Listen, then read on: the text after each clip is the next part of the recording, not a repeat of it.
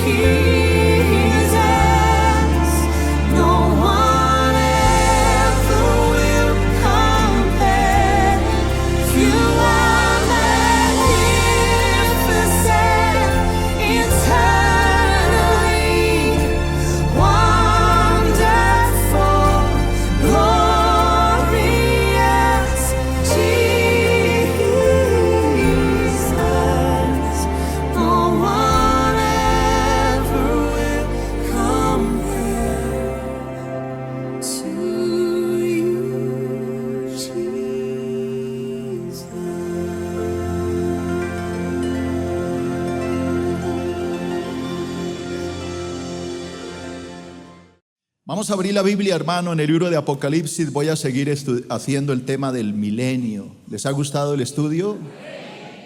Apocalipsis 21.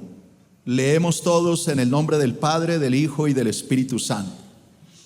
Vi a un ángel que descendía del cielo con las llaves del abismo y con una gran cadena en la mano. Y prendió al dragón, la serpiente antigua, que es el diablo y Satanás, y lo ató por 1000 años. Lo arrojó al abismo y lo encerró. Puso su sello sobre él para que no engañase más a las naciones, hasta que fuesen cumplidos 1000 años. Después de esto debe ser desatado por un poco de tiempo. Y vi tronos y se sentaron sobre ellos los que recibieron facultad de juzgar. Y vi las almas de los decapitados por el testimonio de Jesús y por la palabra de Dios, los que no habían adorado a la bestia ni a su imagen, y que no recibieron la marca en sus frentes ni en sus manos, y vinieron y reinaron con Cristo. ¿Cuántos años? 1000 años. Pero los otros muertos no volvieron a vivir hasta que se cumplieron 1000 años. Esta es la primera resurrección. Bienaventurado y santo el que tiene parte en la primera resurrección. La segunda muerte no tiene potestad sobre estos, sino que serán sacerdotes de Dios y de Cristo y reinarán con él 1000 años. Vamos a orar, hermanos. Padre, yo te doy gracias en el nombre de Jesucristo. Te pido que por favor nos des sabiduría para poder entender tu palabra y me des gracia y sabiduría para poder enseñarla, Señor. Te pido en el nombre de Cristo que este tema nos edifique a todos, afiance nuestra fe, fortalezca nuestra fe en Cristo nuestro Señor. ¿Alguien dice amén? Amén. Amén.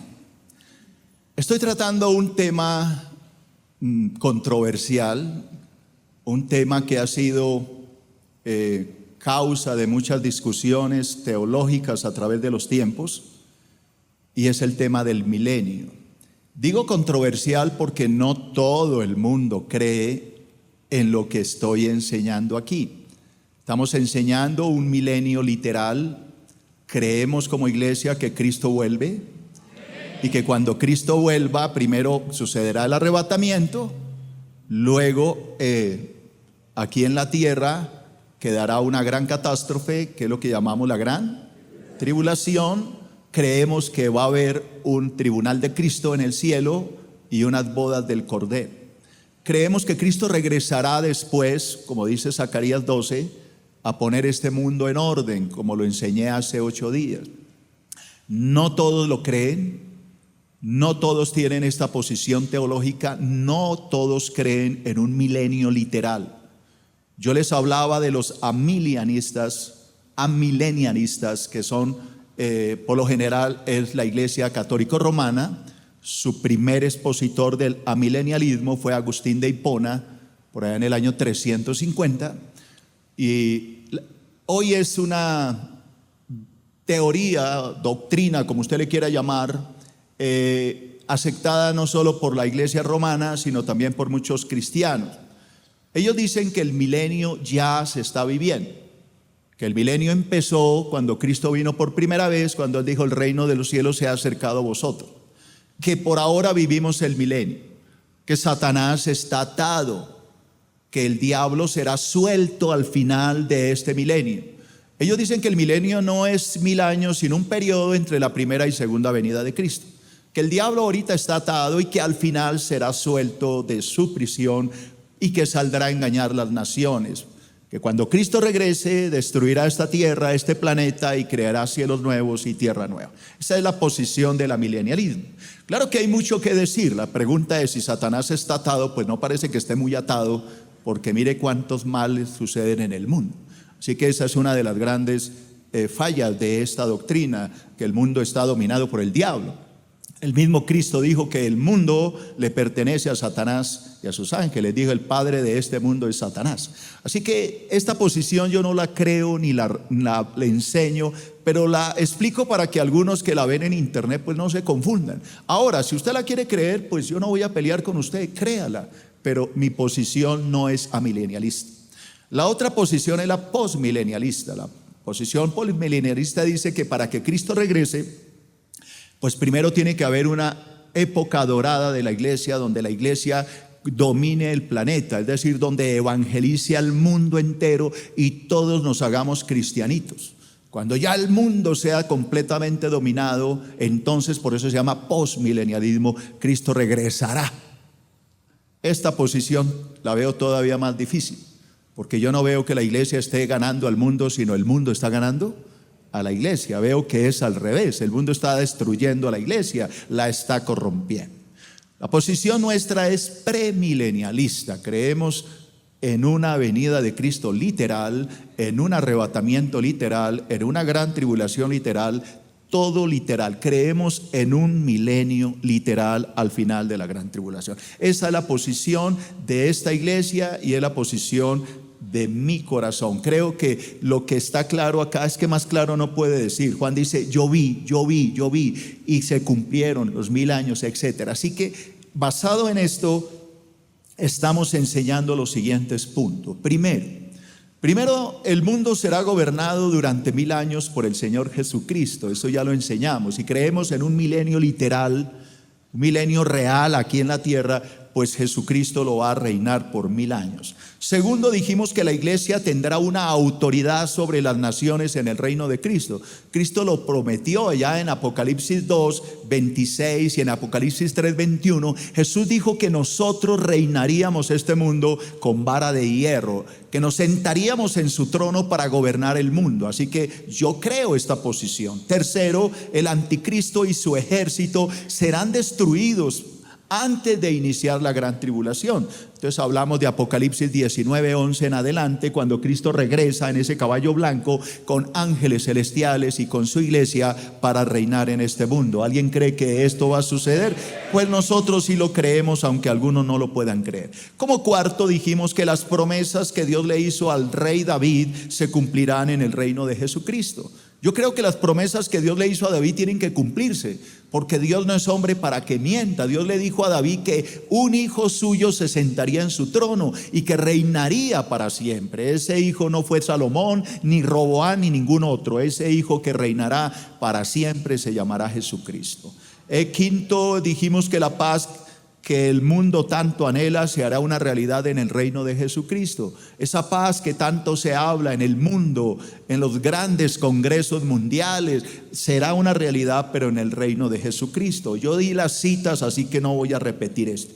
Como sexto, dijimos que las guerras llegarán a su fin en el reino de Jesucristo. La palabra lo dice allá en Isaías capítulo 2, versículo 3 y 4, que el Señor ordenará que todas las armas se conviertan en maquinaria agrícola, en azadones, en hoces para recoger. Eso ya lo enseñé, le repito la cita, Isaías 2, 3 y 4. Como séptimo, dijimos que la violencia será erradicada para siempre del reino de Jesucristo. Todas estas masacres, holocaustos, asesinatos, violaciones a los derechos humanos, etcétera, eso no se volverá a suceder. La palabra dice que el impío será destruido y el Señor colocará una paz en el reino de Cristo.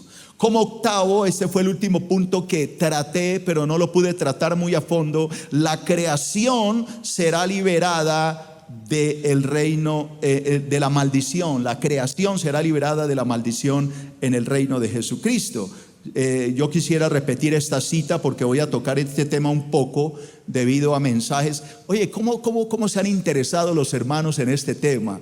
Me escriben, algunos me preguntan y pues yo quiero responderles lo que yo pienso. Romanos 8, 19 en la NTV, la voy a leer, dice: pues toda la creación, dice Pablo, espera, diga toda la creación que espera con anhelo el día futuro en que Dios revelará quiénes son verdaderamente sus hijos. Contra su propia voluntad, toda la creación, diga toda la creación. Para mí es muy importante, por favor, que insisto en esto, repita toda la creación, no una parte de la creación, sino que toda la creación quedó sujeta a la maldición de Dios. Sin embargo, con gran esperanza, o sea, la naturaleza tiene la esperanza algún día de ser liberada de esta maldición. La creación espera el día en que será liberada de la muerte y de la descomposición. Por favor, repitamos todo. La creación, diga toda la creación, espera ese día en que sea ¿qué? Liberada, pero ¿de qué? Perdón, de la muerte y la descomposición, y se unirá a la gloria de los hijos de Dios. O sea, la creación anhela. La palabra nos dice que en el milenio eso se va a hacer una realidad. Los animales ya no se van a devorar unos a otros. El león no se va a comer al cordero. Esto no, va a ser una realidad en el milenio. Yo lo enseñé, Isaías capítulo 11, versículo 6.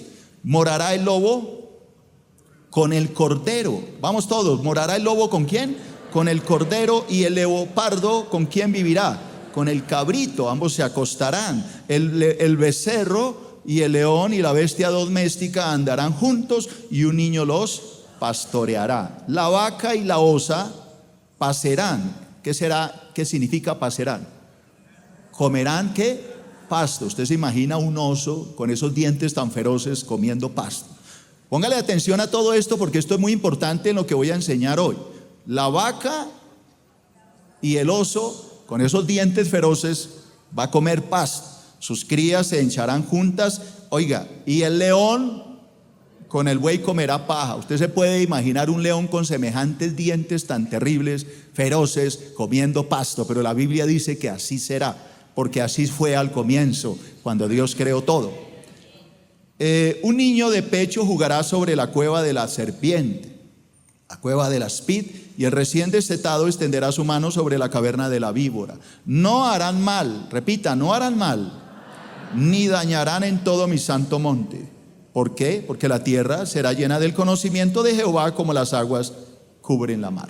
Ahora quiero leer Isaías 65, 25. La palabra dice: el lobo y el cordero serán apacentados juntos. Apacentados quiere decir comerán pasto.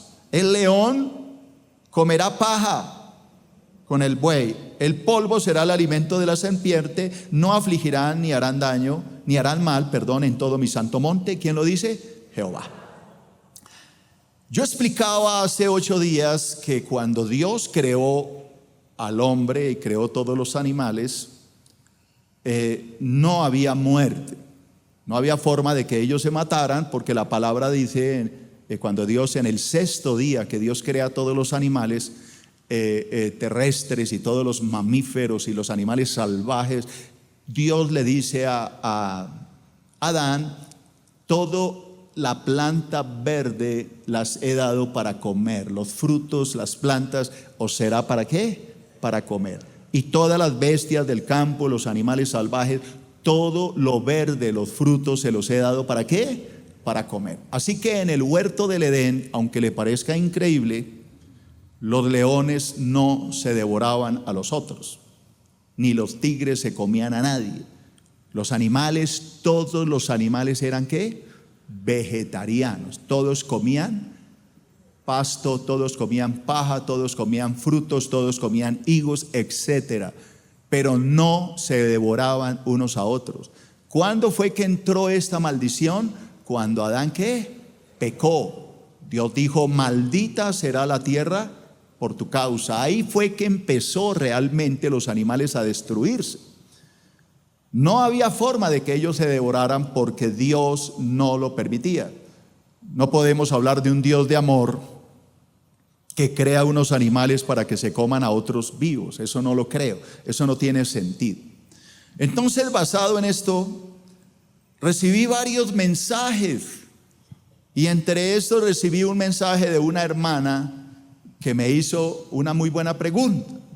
La hermana me dice lo siguiente: Pastor Abraham, primero que todo, la hermana se presenta una cantidad de excusas para mandarme su pregunta. No hay necesidad que se prepare, yo recibo cualquier pregunta con madurez. Ella me dice primero que no, que está feliz, que no sé, que no sabía ni cómo preguntarme. Hágale, suelte la pregunta, ¿qué quiere preguntar?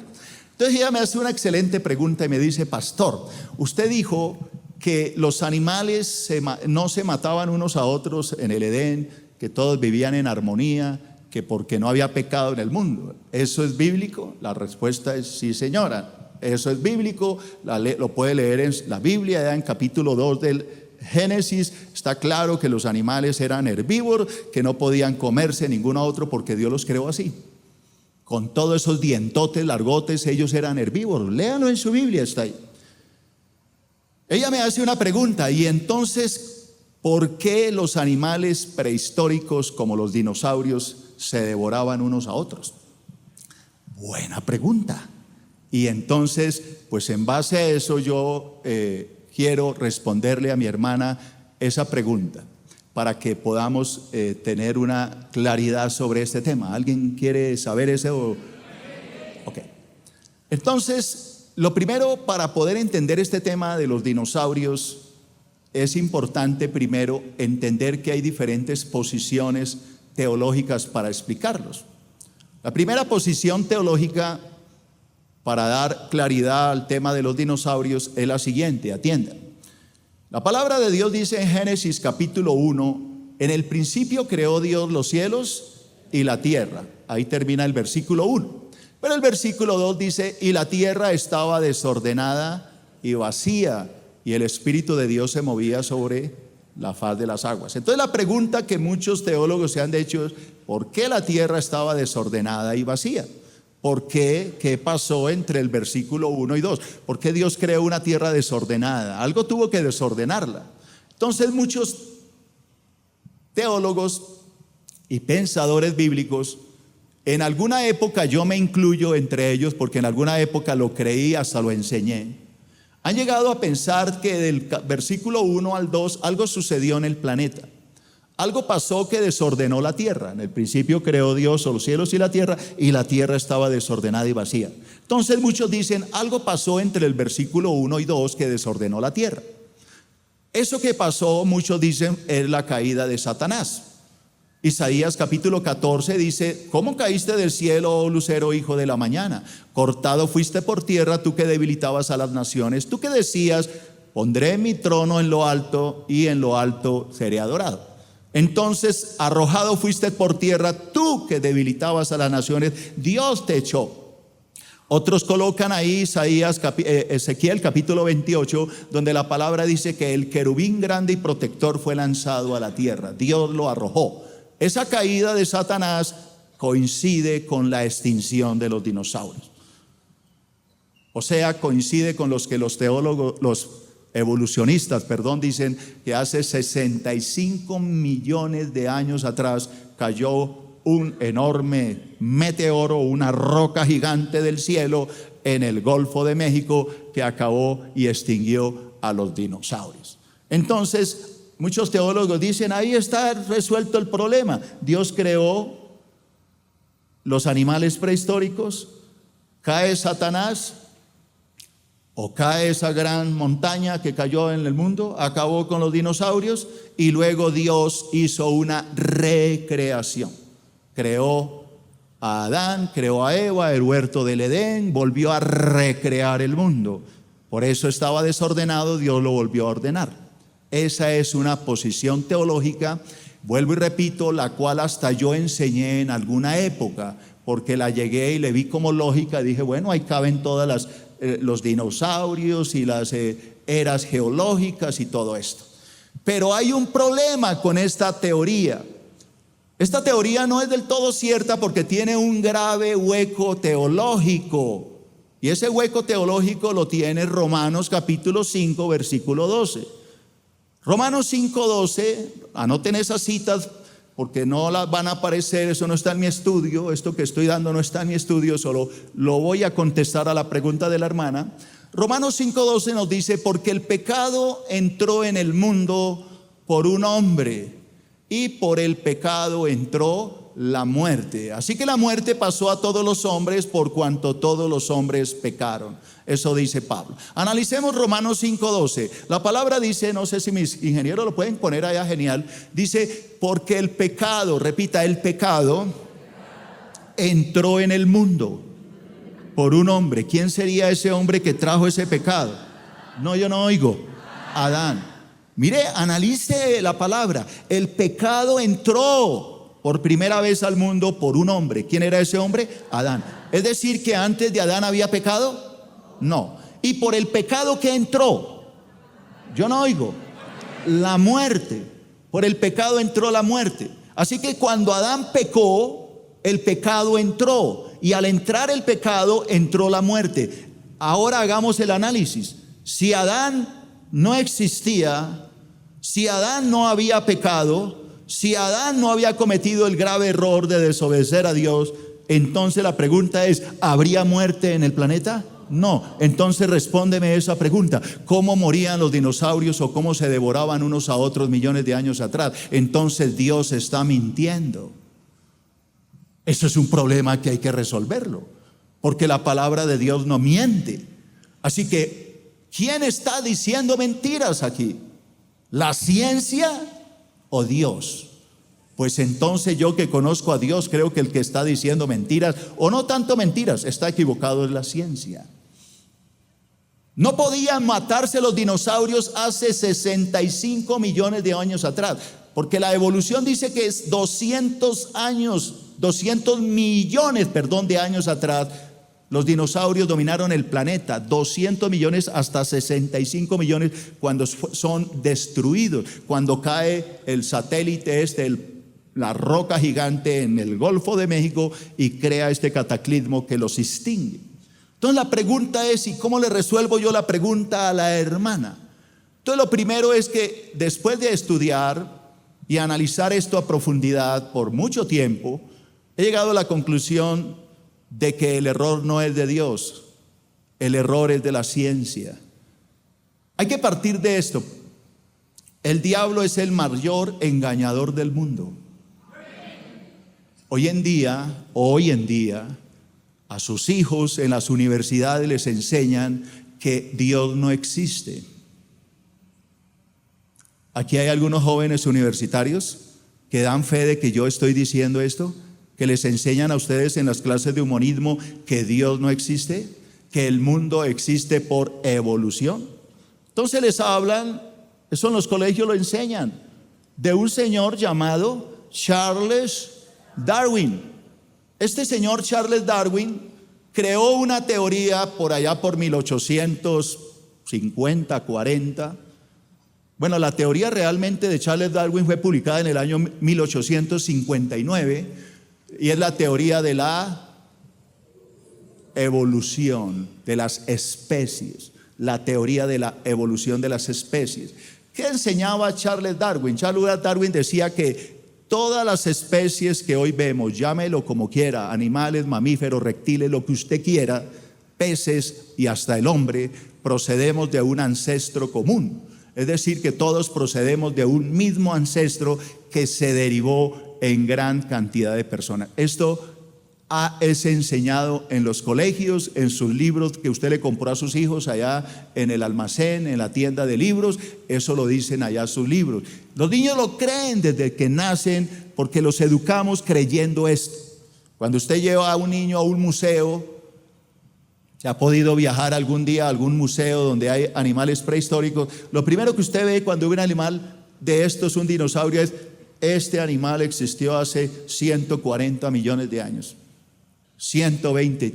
Nos han vendido la idea, hermano, de millones y millones y millones de años, con el único propósito de desmentir lo que dice la palabra, con el único propósito de decir que Dios es un mentiroso. Siempre ha sido el plan de Dios, del diablo, engañar a la gente.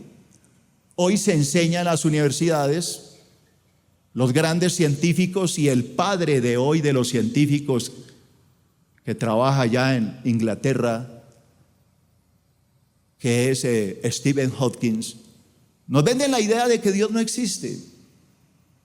Se le enseña a sus hijos que el mundo ha sido creado por un Big Bang, que todo nació de la nada y que Dios no existe. Stephen Hawking acaba de escribir un libro que se llama El Gran Diseñador, o el Gran Diseñador, y él llega a la conclusión de que Dios no existe, que el universo existe de la nada. A esa es la conclusión que él ha llegado. He estudiado mucho lo que enseña Stephen Hawking. Stephen Hawking es considerado el sucesor de Isaac Newton. O sea que este hombre es respetado, respetadísimo, ha ganado todos los laureles que usted quiera en el campo científico y se venera como un dios. Lo que dice Stephen Hawking es ley en todas las universidades. Los jóvenes dan por hecho lo que se dice. Así que no es nada raro que en 1859 otro científico biólogo enseñó que todo se origina de un ancestro común y creó la teoría de las especies.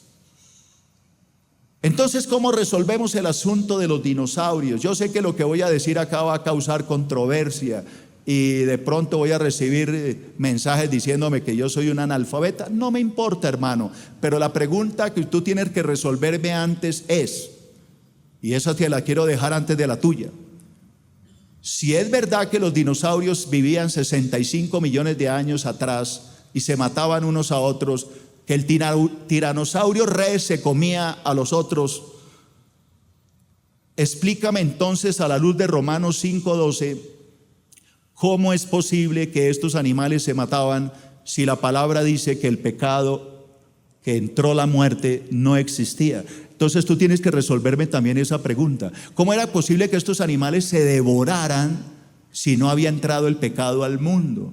No podía hacerlo. Entonces, ¿la Biblia miente o miente la ciencia? ¿De dónde salió la idea primero de los dinosaurios? ¿De dónde salió esa idea? Es que la palabra dinosaurio no existe en la Biblia. Usted no va a encontrar en la Biblia y Dios creó los dinosaurios. Eso no lo dice. La palabra dice que Dios creó los reptiles. Los dinosaurios son reptiles y Dios dijo: sean los reptiles según su especie, los mamíferos según su especie, los animales según su especie. ¿De dónde salió entonces la idea de la palabra dinosaurio? Esta palabra dinosaurio no se narró nunca o no se pronunció sino hasta que se la inventó un hombre en 1841. El hombre que inventó la palabra dinosaurio se llama Richard Owen. Era un paleontólogo y biólogo, él era el director del Museo Británico en Londres. Él, al ver estas fósiles que se encontraban y ver que estos animales enormes eran tan grandes, le colocó una palabra griega, dinosaurio, que significa lagarto terrible. Fue la primera persona en darle ese nombre a esos animales, porque la palabra dinosaurio nunca fue nombrada en la Biblia. Por eso que usted, si quiere ver la palabra dinosaurio en la Biblia, no la va a encontrar, porque la primera vez que se dio nombre a esto fue en el año 1841 por Richard Owen, director del Museo Británico en Londres. Pero no he resuelto la pregunta. ¿Cómo le respondo yo a la hermana? ¿Qué le digo? Entonces la pregunta es la siguiente: ¿cómo se ha calculado la edad de estos animales? ¿De dónde salió la idea de que estos animales tienen millones de años y no de pronto miles, como dice la Biblia? La respuesta está en el carbono 14. El carbono 14 es una técnica inventada ya hace mucho tiempo para poder dar una fecha de los fósiles hallados o de la misma tierra. Esta forma de datar la época en que un animal existió hoy es aplicada en la ciencia y dada por hecho. El problema de esta técnica del carbono 14 es que comete gravísimos errores que ustedes pueden investigar allá en sus estudios. Se ha comprobado que la técnica del carbono 14 es un absoluto fraude por varias razones.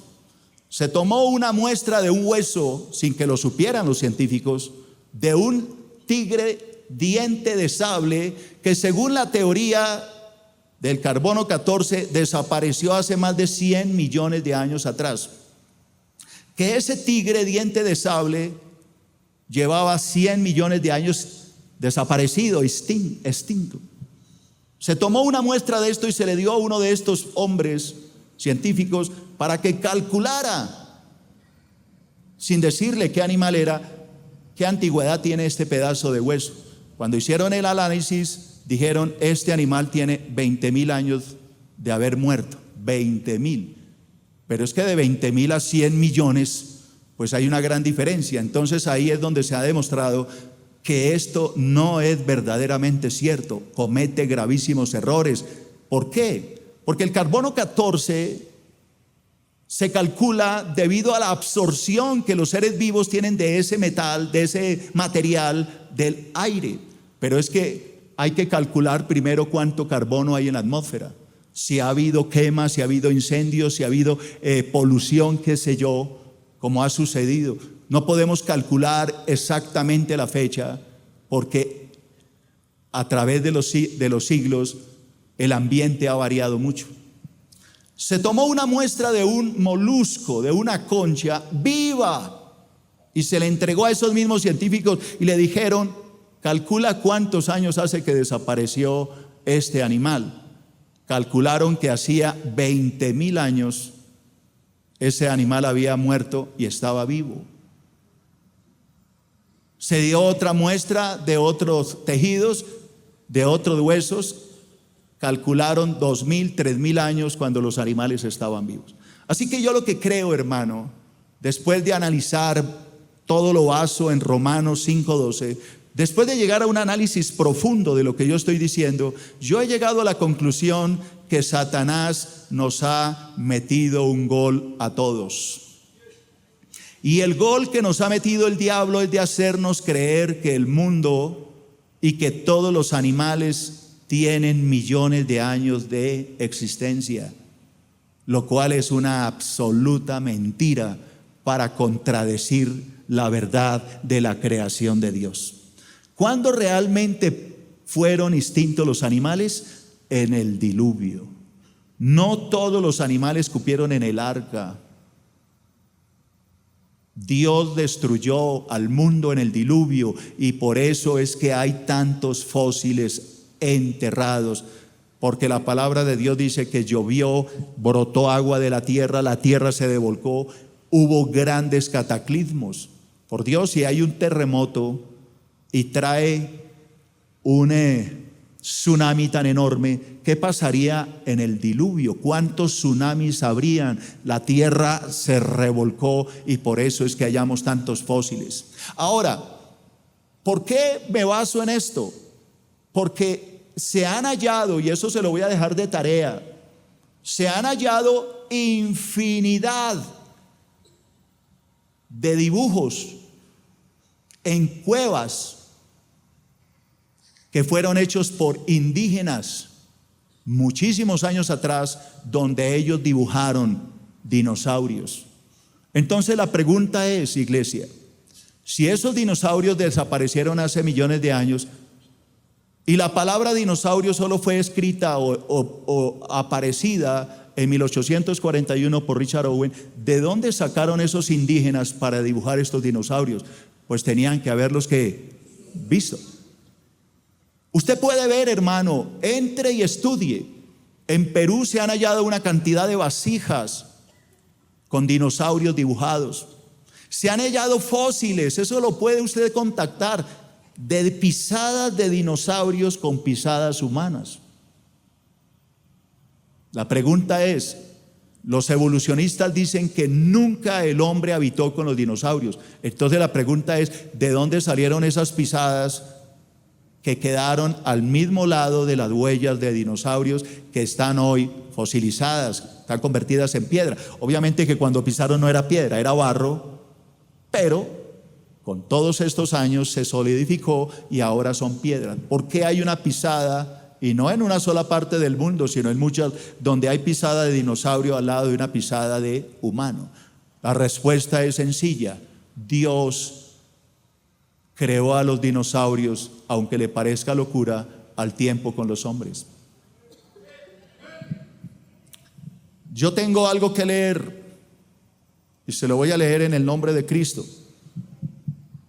Mire lo que Dios le dijo a Job. Dios le hizo a Job 84 preguntas, de las cuales Job no respondió ni una. Y una de las 84 preguntas que Dios le hace a Job es la siguiente. Escuche, iglesia, ponga atención. Dios le dice a Job lo siguiente en Job 40. Si usted tiene allá su Biblia, búsquelo, porque no está en mi estudio. Vuelvo a repetir, lo estoy buscando acá. Job 40, versículo 15. Mire lo que Dios le dice a Job. He aquí ahora Behemoth, el cual hice como a ti. Dios va a hablar de un monstruo gigante, de un dinosaurio. Mire lo que Dios le dice a Job. He aquí ahora Behemoth, el cual hice como a ti. Este Behemoth hierba come como un buey. ¿Qué come, perdón? Mírelo, allá lo están proyectando. He aquí que este Behemoth come hierba. ¿Come qué, perdón? Hierba, como un buey. He aquí que ahora su fuerza está en sus lomos, su vigor en los músculos de su vientre. Oiga lo que sigue. Su cola la mueve como un cedro. Se quedaron allá colgados mis ingenieros. La cola la mueve como un cedro. Los nervios de sus muslos están entretejidos. Sus huesos son fuertes como el bronce. Oiga, sus huesos son tan fuertes como el bronce. Sus miembros son como barras de ¿qué? De hierro. Ese gran animal es el principio de los caminos de Dios. El que lo hizo puede hacer que su espada a él se acerque. Ciertamente los montes producen hierba para él. ¿Producen qué, perdón? Hierba. Y todas las bestias del campo retosa allá. Se echará debajo de las sombras, en lo oculto de las cañas y en los lugares húmedos. Los árboles sombríos lo cubren con su sombra, los sauces del arroyo lo rodean. Y aquí sale de madre el río, pero él no se inmuta. Tranquilo está, aunque todo el Jordán se estrelle contra su boca. ¿Lo tomará alguno cuando está vigilante y horadará su nariz? O sea, Dios está describiendo un dinosaurio. Dice que su cola es como un ¿qué? Como un árbol. Los teólogos, para no pelear con los evolucionistas, entonces dicen, Dios está describiendo un rinoceronte o un elefante. ¿Usted alguna vez le ha mirado la cola a un elefante o a un rinoceronte? ¿Le parece que esa cola parece un árbol? ¿O sí? Mírele la cola a un rinoceronte, es chistosa, es chiquitica. Y la del elefante igual. ¿Por qué Dios dice que tiene sus miembros como de hierro? Es gigante, es poderoso. Se viene un río y él ni se inmuta. que es enorme y su cola parece un cedro, un árbol. ¿Qué está describiendo Dios aquí, iglesia? ¿A un rinoceronte? ¿A un elefante? ¿O a un dinosaurio? Todas estas cosas y muchas más, porque yo no tengo tiempo ahorita para hablar más de esto, quiero seguir con mi estudio, demuestran de que Dios no se equivoca, de que el diablo nos ha hecho el gol desde que nos metimos al colegio y desde que nacimos nos han metido en la idea de que los dinosaurios tienen millones de años, pero la Biblia me dice lo contrario. El hombre conoció a los dinosaurios. Hay pruebas, hay dibujos en muchas cuevas, hay cerámicas. Mire, hasta la civilización egipcia tiene en sus dibujos dinosaurios. Los indios han dibujado dinosaurios. Dios le habló a Job de dinosaurios. Entonces, iglesia, tome la posición que quiera, pero a partir de hoy enseñaré esta posición teológica. Dios no miente. El que siempre nos ha mentido es la ciencia. El diablo ha engañado, como hoy pretenden decirnos que todo que fue creado por un Big Bang y que todo fue creado de la nada y que Dios no existe. Eso es una mentira. Dios sí existe y es el creador del universo.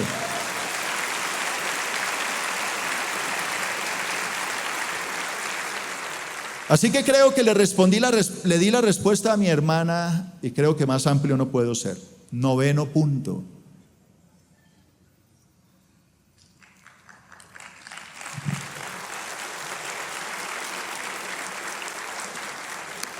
¿A quién le gustó mi posición? Ahora, esta no es mía, esto es de muchos pensadores. Es más, como sé que hay muchos que son estudiosos, los invito, hermano, a que estudien. Esto no lo enseño yo solo, esto lo enseñan muchos pensadores bíblicos. Entre a YouTube y averigüe allá en YouTube, solamente con que usted escriba, mire, ponga cuidado, dinosaurios y la Biblia, entre, ahí hay conferencias, pero no de pastores, estamos hablando de científicos. A ver, es que hay científicos que también son creacionistas, hay científicos que creen en la creación, como hay científicos que son evolucionistas que creen más en la evolución. Estas conferencias que hay allá son de creacionistas, es decir, científicos que se han hecho cristianos y que hoy dicen, la ciencia ha engañado al mundo, Dios sí existe, y ponen esa defensa a pesar de que son científicos. Así que los invito a que estudien y vean a más a fondo lo que les he enseñado. 9. Estamos hablando del milenio. El mundo disfrutará de verdadera justicia en el reino de Jesucristo. Isaías capítulo 11, versículo 1. Isaías 11:1. Saldrá una vara del tronco de Isaí y un vástago retoñará de sus raíces. ¿Saben ustedes quién es Isaí? El papá del rey David. La palabra nos dice que va a salir una vara de él, es decir, un hijo. ¿Qué pasará con ese hijo? Versículo 2. Reposará sobre él, sobre ese hijo de David, del papá de David, el espíritu de Jehová, el espíritu de la sabiduría y de la inteligencia, el espíritu de consejo y de poder, el espíritu de conocimiento y de temor de Jehová. ¿Quién creen ustedes que será ese ser tan maravilloso, ungido con tantas cosas? Sabiduría, inteligencia, consejo, poder, conocimiento, que a la vez procede de los lomos de David. Cristo. Cuando Bartimeo le decía a Jesús, hijo de David, dice que este rey hará entender diligentemente en el temor de Jehová, es decir, viene a predicarnos a Dios. No juzgará según la vista de sus ojos, ni arguirá por lo que oigan sus oídos, sino que juzgará ¿con qué? Con justicia a los pobres, y arguirá con equidad a los mansos de la tierra. Y herirá la tierra con la vara de su boca, y con el espíritu de sus labios matará al impío. Y será la justicia cinto de sus lomos, y la fidelidad ceñidor de su cintura.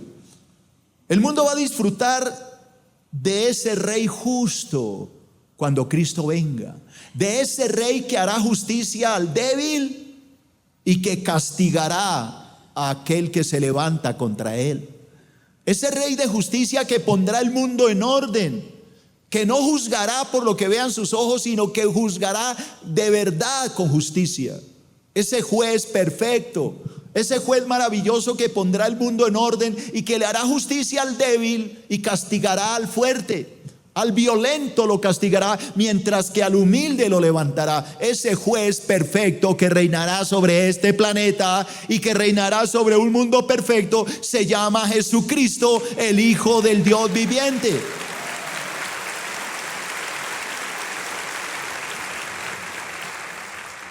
Sigamos leyendo profecía, Isaías capítulo 9, versículo 7. ¿Qué pasará con ese rey maravilloso?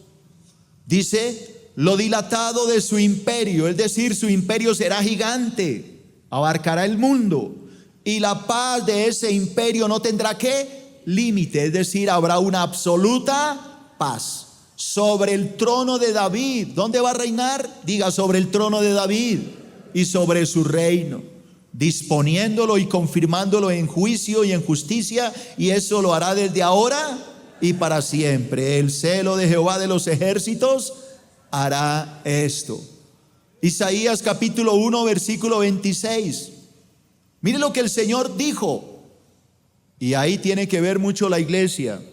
Ya va a entender que dice las Escrituras: restauraré tus jueces como al principio y tus consejeros como eran antes. Entonces te llamarán ciudad de justicia, ciudad fiel. Sión, o sea Jerusalén, será rescatada con juicio y los convertidos de ella con justicia. ¿De qué jueces está hablando?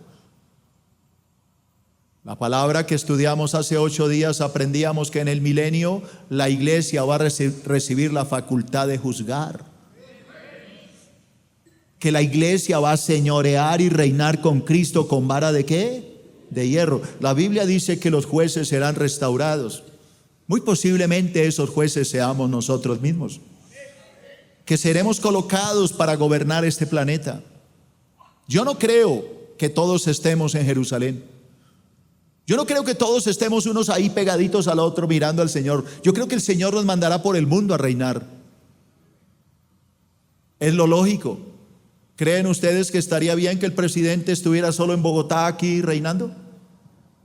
¿No tiene ministros? ¿No tiene gobernadores en diferentes sectores? ¿No tiene alcaldes zonales? ¿No tiene hasta ediles en los barrios? ¿Por qué Dios no lo va a hacer? ¿Por qué Cristo no se sentará en Jerusalén y enviará a sus hijos, a sus jueces restaurados para gobernar al mundo? 10. El gozo y la alegría se harán presentes en el reino de Jesucristo. Gozo y alegría, se acabará la tristeza, el dolor. Gozo y alegría. Isaías capítulo 9, versículo 3 y 4. Está profetizado que la alegría va a estar en el mundo. Que dice la palabra: multiplicaste la gente y aumentaste la alegría. La alegría será algo muy bonito en el reino de Cristo. Se alegrarán delante de ti, delante de Cristo, como se alegran en la siega, como se goza cuando reparten despojos. ¿Por qué la gente se alegrará? Porque tú quebraste su pesado yugo y la vara de su hombro. Todos esos opresores que atienen a este mundo tan mal, todos esos ladrones que se roban las arras del fisco, todos eso se acabará. Tú quebraste el pesado yugo y la vara de tu hombro y el cetro de su opresor. ¿Quiénes creen que los países vivimos oprimidos por otros? Eso se acabará. Y pone un ejemplo como sucedió en Madián. El Señor destruirá a esos opresores, a esos dueños del mundo, a esos Illuminatis que se han apoderado del planeta y que han hecho lo que se les da la gana, aquellos que planean las guerras y mandan a matarse unos a otros, que le venden armas al uno y al otro y luego los encuentran para que se maten. Eso se acabará, iglesia. Pastor, ¿y es que eso sucede? ¿Cómo que sí sucede? Claro que sí. ¿Quién cree usted que le vende las armas a los violentos? Pues las mismas que le venden las armas a los países. Eso es un negocio, hermano. Eso es una industria. La industria de la muerte es una industria. Si tú haces armas y no se mata a la gente, ¿cómo vende las armas? Tienes que crear guerras para que el negocio funcione.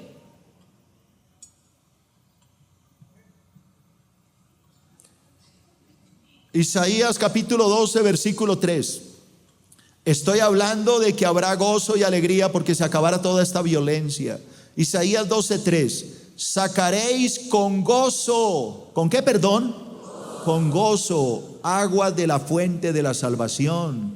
¿La fuente de la qué? Salvación. ¿Y quién es el Salvador? Pues Cristo. Y diréis en aquel día, ¿qué diremos?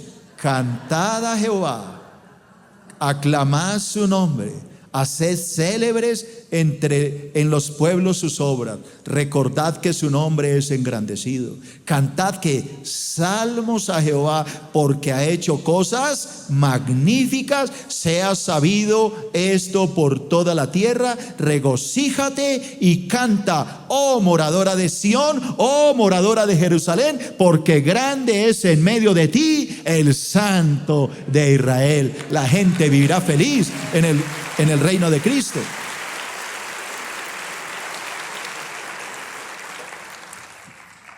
Y aquí viene otra profecía. Yo les enseñaba hace 8 días que habrá tanta abundancia, tanta comida, pero eso tiene una razón de ser. ¿Qué es lo que realmente hace que la tierra produzca? La intensidad de la luz. Entre más luz, mayor absorben las plantas, la energía solar, mayor productividad, mayor producción de alimentos por la intensidad de la luz. Mire lo que dice el punto 11. La luz solar se intensificará en el reino de Jesucristo. No el calor, iglesia. No estoy hablando de que nos vamos a quemar. Habla de la luz solar. Isaías 30:26. Y la luz de la luna será como la luz del sol. Y la luz del sol 7 veces será mayor, como la luz de 7 días. El día que Jehová, oiga lo que dice, el día que vendare Jehová la herida de su pueblo y curare la llaga que él causó. Así que está profetizado que la luz se intensificará. Las noches serán iluminadas, no como ahorita que sale uno en tinieblas. Dice que la luz de la luna será como la luz del sol, y la luz del sol será 7 veces mayor que la que hoy tenemos. ¿Han estudiado alguna vez sobre la fotosíntesis de las plantas? Estudia y verá que a mayor luz, mayor productividad. Entre más luz absorben las plantas, más producto dan. Eso es matemático.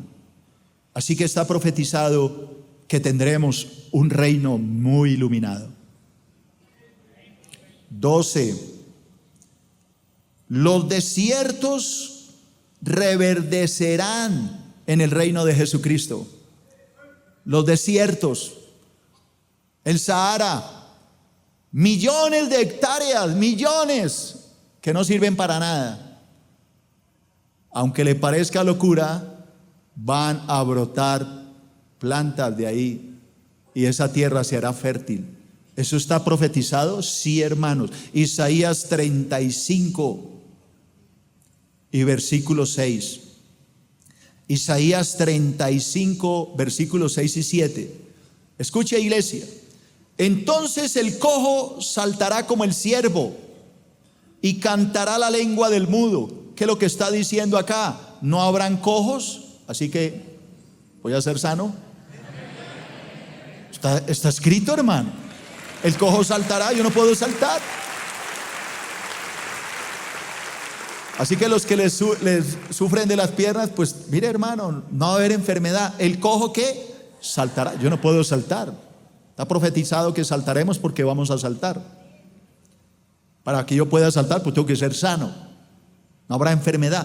El cojo saltará como un ciervo. Cantará la lengua del mudo. Mira, ya está nuestra hermana Janet traduciéndole a nuestros hermanos sordos. Un saludo, mueva la mano, saludemos a nuestros hermanos, mírenlos allá. Los bendecimos a nuestros hermanitos. Oiga, hermanos, les habla a ustedes. La Biblia dice que ustedes oirán. Así que Janet, te vas a quedar sin trabajo.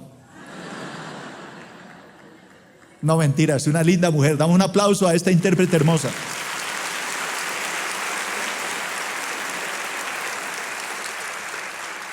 Cantará la lengua del mudo. ¿Pero por qué? ¿Por qué va a pasar esto? Y ahí viene. Porque aguas, vamos todos, aguas serán cavadas, ¿en dónde? En el desierto, y torrentes en la soledad. Escuche, el lugar seco, el desierto, se convertirá en estanque, y el sequedal, donde no hay agua, en manaderos de aguas. En las moradas de chacales, en su guarida, será el lugar de cañas y de juncos, dice la palabra de Dios. Habrá abundancia, habrá sanidad para los desiertos. Diga, los desiertos reverdecerán, se llenarán de animales que no se van a matar unos a otros. No se le haga raro que aparezca por ahí un dinosaurio. ¿Ustedes sabían, iglesia, que hay dinosaurios vivos ahora? Ustedes nunca han oído los más de 11,000 testimonios del lago Ness, del monstruo del lago Ness. Nadie sabe de esta vaina ahora. ¿Qué tal si hablamos de novelas? A ver si saben algo. ¿Alguien sabe de qué estoy hablando? Del demonio del lago Ness. ¿Sabía usted que hay muchos lagos donde se han encontrado dinosaurios? ¿No sabían? Estudien. Y alguien, ¿por qué? Pero pastor, ¿y por qué no lo dicen? Porque no les conviene, hermano. Se les caería su teoría evolucionista. Se han encontrado animales vivos hoy en día que son dinosaurios, sino que no los quieren aceptar. ¿Por qué? Porque su teoría se va al piso. Aquí nomás en Venezuela, hace unos 50 años atrás, mataron a un dinosaurio volador, le llamaban el murciélago gigante. Pues no era un murciélago, era un dinosaurio de esos que volaban. No, yo no soy experto en este tema, pero la ciencia no lo quiere admitir. Es que no alcanza en iglesia a entender la trampa. Así como hoy nos meten en la cabeza todos los científicos de que el mundo se creó de la nada y el Big Bang. Hoy hay una teoría del multiuniverso, es la última que salió, es la que acabó de salir del horno, el multiuniverso.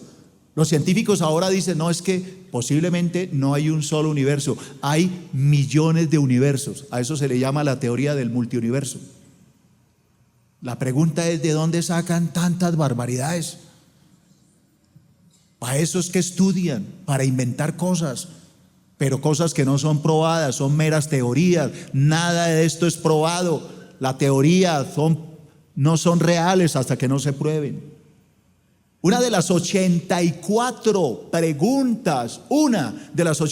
preguntas que Dios le hizo a Job fue la siguiente. Job, creo que fue la primera. ¿Dónde estabas tú cuando yo hice la tierra, cuando yo hice los cimientos? ¿Dónde estabas? ¿Estuviste cuando yo creé todo esto? ¿Qué hay que preguntarle a los científicos de hoy? ¿Dónde estabas tú, hermano? ¿Tuviste a los dinosaurios comer de verdad carne? ¿Viste a un tiranosaurio rex devorar a otro? Porque yo acabo de leer acá que el Behemoth comía pasto. Y yo acabo de leerle el libro de Isaías que el león con sus dientotes va a comer pasto. Que el oso que devora va a comer ¿qué? Pasto. Entonces no me digas que el tiranosaurio tiene unos dientotes enormes de 15 centímetros a 20 de largo, puntiagudos. Eso no me dice a mí nada, porque lo único que han encontrado son fósiles petrificados. Nada me dice de esto que comiera carne. ¿Nunca han mirado los dientes de un oso panda? Mírenle los dientes a un oso panda. Son enormes, filosos. ¿Sabe por qué son tan filosos y tan grandes los dientes del león? Porque él come bambú y esa madera es durísima. Estos animales necesitan esos dientes porque ellos comen bambú, caña. Entonces no me diga que los dientotes son sinónimo de carnívoros. La palabra de Dios dice que cuando Dios creó a todos los animales, todos comían hierba, y yo lo creo porque le creo lo que dice la palabra. Punto, pum, pum, tan, tan.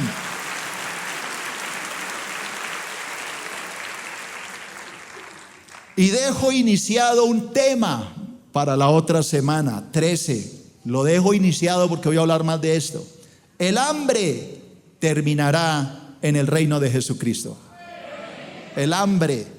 Ya no habrá niños muriéndose de hambre como sucede ahorita en África. Ya no habrá gente en las calles mirando en las canecas a ver qué come. Escuche lo que dice la palabra. Joel capítulo 2 versículo 21. Joel 2:21. De esto voy a hablar un poco más la próxima conferencia. ¿Qué dice las escrituras? Tierra, no temas, alégrate y gózate. ¿Por qué? Porque Jehová hará grandes cosas.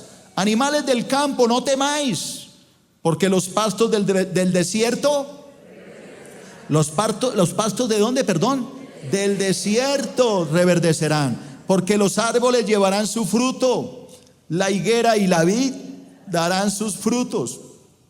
Vosotros también, hijos de Sión, alegraos y gozaos. Esos somos nosotros, los hijos de Sión. Alegraos y gozaos en Jehová vuestro Dios, porque os ha dado la primera lluvia a su tiempo, y os hará descender sobre vosotros la lluvia temprana y tardía como al principio. Las eras, ¿qué pasará con las eras? No, yo no oigo nada, hombre. Se llenarán de trigo. ¿Y qué pasará con los lagares? Rebosarán de vino y de aceite, y os restituiré los años que comió la oruga, el saltón y el revoltón y la langosta, mi gran ejército que envié contra vosotros. Comeréis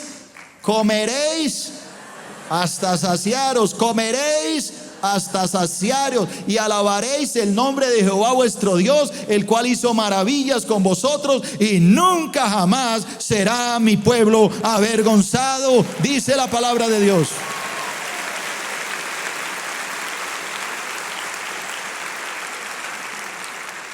Y escuche, y conoceréis que en medio de Israel estoy yo, y que yo soy vuestro Jehová vuestro Dios, y que no hay otro. Mi pueblo nunca jamás será avergonzado, dice la palabra de Dios. Alguien que le dé un aplauso enorme al Señor.